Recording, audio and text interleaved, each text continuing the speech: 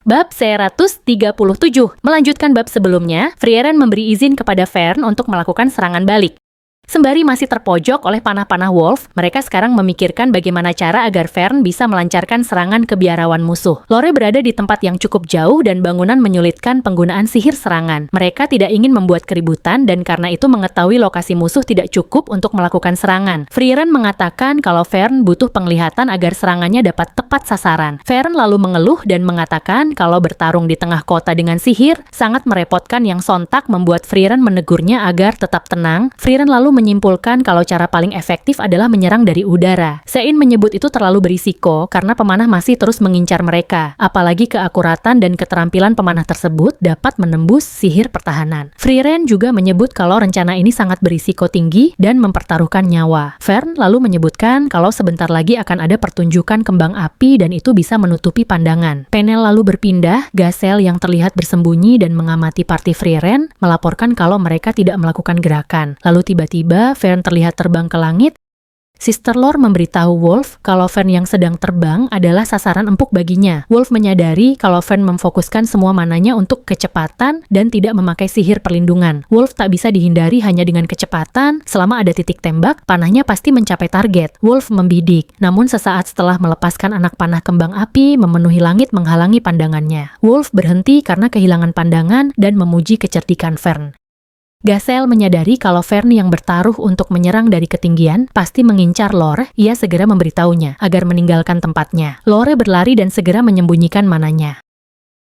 Vern yang sedang terbang di balik bayangan menyadari kalau sekarang ia sudah tak bisa dibidik oleh Wolf. Namun Vern juga tahu kalau ia kehilangan jejak mana Lore. Vern lalu mencoba tenang dan menahan serangannya sampai kembang api selesai. Ia mencoba fokus untuk mencari kembali lokasi biarawan Lore. Vern menyebut kalau kota tersebut terlalu ramai, tapi untungnya ia sudah tahu mana milik Lore. Lore sangat kelelahan walau belum berlari begitu jauh. Ia heran bagaimana lawannya bisa mendeteksi lokasinya. Ia lalu menyimpulkan kalau musuh juga memiliki biarawan dan menggunakan deteksi baliknya untuk melacak. Lore sudah tidak kuat berlari. Fisik Lore tidaklah kuat dan ia memerintahkan Gasel untuk datang dan menggendongnya. Gasel menolak dan bilang kalau ia juga kesusahan untuk kabur dari tempatnya. Wolf lalu mengambil tindakan terbaik. Ia menyebut kalau dirinya tidak boleh lengah dan membiarkan Frieren bebas.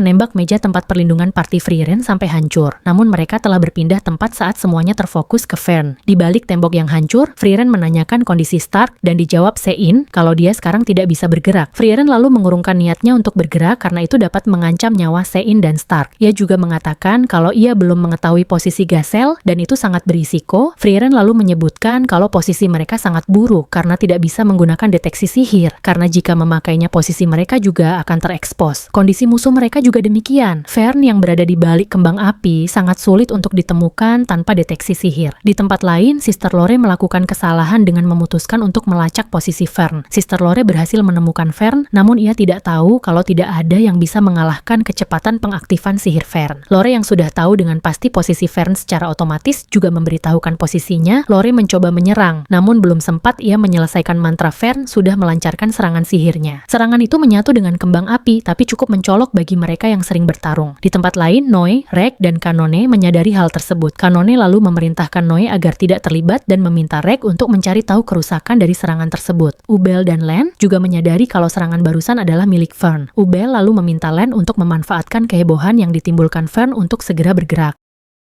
Kembali ke Lore, ia tak sadarkan diri usai terkena serangan Vern. Wolf dan Gasel mendatanginya dan memutuskan untuk mundur dari pertempuran. Gasel lalu berpikir kalau Lore beruntung karena bajunya memiliki resistensi sihir. Cerita kini beralih setelah pertempuran. Party Frieren telah kembali ke persembunyian.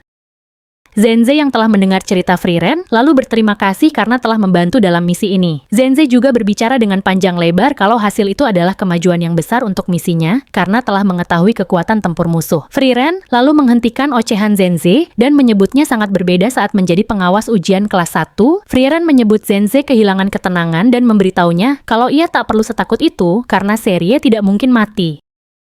Frieren lalu bergabung bersama Stark dan Sein. Mereka lalu membicarakan pengalaman masing-masing sejak terpisah.